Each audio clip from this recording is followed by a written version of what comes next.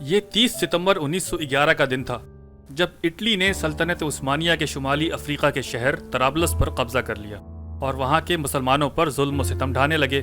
ایسی صورتحال میں وہاں کے عربوں نے ترکوں کے ساتھ مل کر زبردست مدافعت کی اور طرابلس کو واپس لے کر اطالوی فوجیوں کو ساحل کی طرف دھکیل دیا۔ اس جنگ میں موجودہ لیبیا میں آباد عربوں نے اپنے خاندانوں کے ساتھ حصہ لیا اور ان کے گھر کی خواتین، جن میں نوجوان لڑکیاں، بوڑھی عورتیں اور ایسی خواتین جو اپنے نومولود بچوں کو خود سے جدا نہیں کر سکتی تھیں، انہیں اپنے پشت پر باندھے میدان جنگ میں موجود تھیں۔ اس جنگ میں عربوں نے ایک بار پھر قرون اولیٰ کی یاد تازہ کر دی، جب مختلف غزوات و سرایہ میں خواتین میدان جنگ میں زخمیوں کی مرہم پٹی اور انہیں پانی پلانے کے لیے موجود ہوتی اور بعض اوقات لڑائی میں بھی حصہ لیتی۔ شیخ عبداللہ لیبیا کے ایک بڑے قبیلے البراسا کے سردار تھے۔ انہوں نے نہ صرف اپنے قبیلے بلکہ آس پاس کے دیگر قبائل کو بھی اطالویوں کے خلاف جہاد پر آمادہ کیا اور خود اپنی بیوی اور اکلوتی بیٹی فاطمہ کے ساتھ محاذ پر موجود تھے۔ فاطمہ 1898 عیسوی میں پیدا ہوئیں اور جنگ کے وقت ان کی عمر صرف 13 یا 14 برس تھی۔ جنگ کے دوران فاطمہ کی تصویر کھینچنے والے ڈاکٹر اسماعیل تبانی لکھتے ہیں کہ عورتوں اور لڑکیوں کی لشکر میں کمی نہ تھی، کیونکہ ہر عرب اپنے پورے خاندان کے ساتھ شریک جہاد ہوا تھا، لیکن کچھ باتیں فاطمہ میں ایسی نظر آتی تھیں جن کی وجہ سے وہ ہزارہا مردوں اور عورتوں میں بھی پہچان لی جاتی تھی۔ اول تو اس کی عمر بہت چھوٹی تھی، دوسرے اس کو جنگ اور جنگ کے زخمیوں سے ایسا انس ہو گیا تھا کہ سخت سے سخت معرکوں میں بھی اس کی مسابقت اور پیش قدمی کو ہر سپاہی محسوس کرتا تھا۔ جنگ خواہ حملے کی ہو خواہ مدافعت کی، ساحلی بیڑے سے توپوں کی بارش ہو رہی ہو یا تلواروں اور سنگینوں کے سامنے صفیں ہوں، مگر زخمی مسلمان کی آہ اس کے لیے ایک ایسی کشش تھی جس کو سن لینے کے بعد محال ہو جاتا کہ اس کا چھوٹا سا مشکیزہ اپنے فرض کو بھول جائے۔ میں نے ایک مرتبہ دیکھا کہ بارود کے دھوئیں سے فضا تاریک ہو رہی ہے، کانوں کے پردے توپوں کی گھن گھرج سے پھٹے جا رہے ہیں، گولوں کے پھٹنے سے ایک عارضی روشنی نمودار ہو جاتی ہے، مگر اس کے ساتھ ہی انسانی چیخیں گولوں کی گرج کے ساتھ مل کر ایک عجیب وحشت انگیز ہنگامہ برپا کر دیتی ہیں۔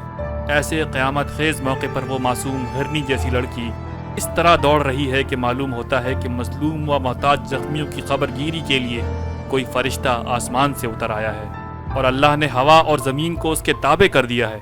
انسانی لاشیں ایک پر ایک گر رہی تھیں، مگر ہر نئی لاش گرنے کی آواز خوف کی جگہ اس میں قوت کی نئی روح پیدا کر دیتی تھی۔ پھر ڈاکٹر اسماعیل لکھتے ہیں کہ تھوڑی ہی دیر کے بعد ایک چھوٹا سا سایہ قریب سے گزرا۔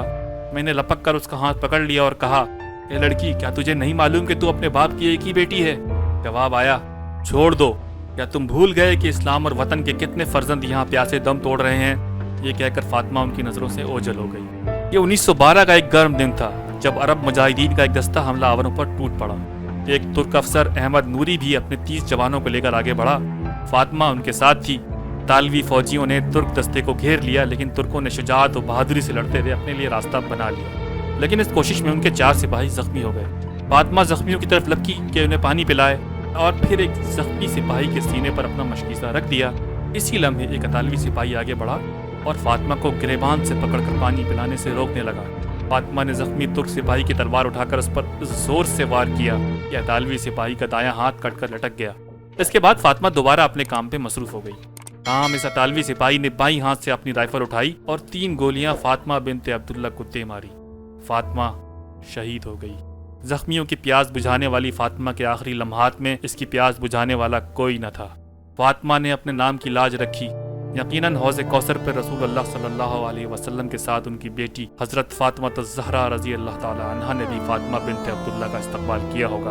حضرت علامہ محمد اقبال نے فاطمہ بنت عبداللہ کو نذرانہ عقیدت پیش کرتے ہوئے ایک نظم کہی تھی جو کچھ یوں ہے، فاطمہ تو آبروئے امت مرحوم ہے، ذرہ ذرہ تیری مشت خاک کا معصوم ہے، یہ سعادت حور صحرائی تیری قسمت میں تھی، غازیان دین کی سقائی تیری قسمت میں تھی، یہ جہاد اللہ کے راستے میں بے تیغ و سپر ہے، جسارت آفریں شوق شہادت کس قدر، یہ کلی بھی اس گلستان خزاں منظر میں تھی، ایسی چنگاری بھی یارب اپنے خاکستر میں تھی، اپنے صحرا میں بہت آہو ابھی پوشیدہ ہیں، بجلیاں برسے ہوئے بادل میں بھی خوابیدہ ہیں، فاطمہ گو شبنم افشاں آنکھ تیرے غم میں ہے، نغمہ عشرت بھی اپنے نالائے ماتم میں ہے، رقص تیری خاک کا کتنا نشاط انگیز ہے، ذرہ ذرہ زندگی کے سوز سے لبریز ہے کوئی ہنگامہ تیری تربت خاموش میں، پل رہی ہے قوم تازہ اس تیری آغوش میں، بے خبر ہوں گرچہ ان کی وسعت مقصد سے میں،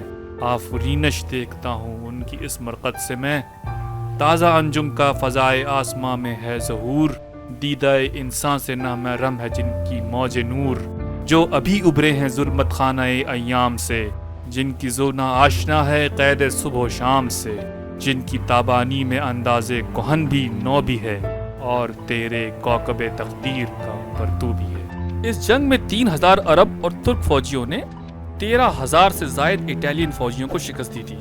دوستوں، اگر آپ کو ہماری ویڈیو پسند آئی تو اسے لائک کیجیے اور ہمارا چینل سبسکرائب کیجیے اور بیل آئیکن دبانا نہ بھولیے۔